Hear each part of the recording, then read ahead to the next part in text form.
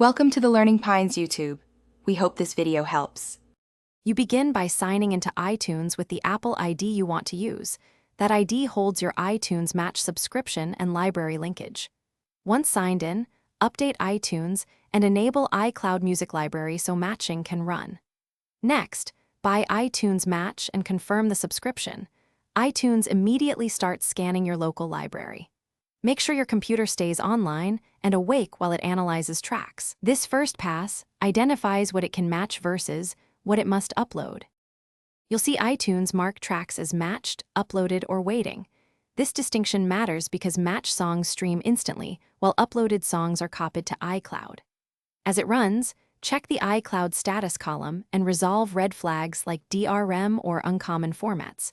Convert those files to compatible AAC or MP3 and re-add them. If many files remain waiting, pause and resume the process.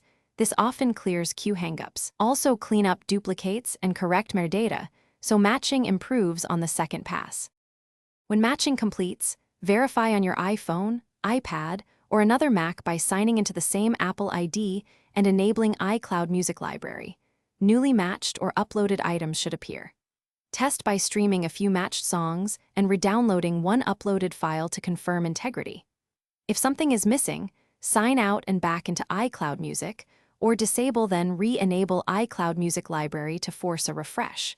If problems persist, reauthorize the computer in iTunes and retry the upload as a final troubleshooting step. Thanks for watching.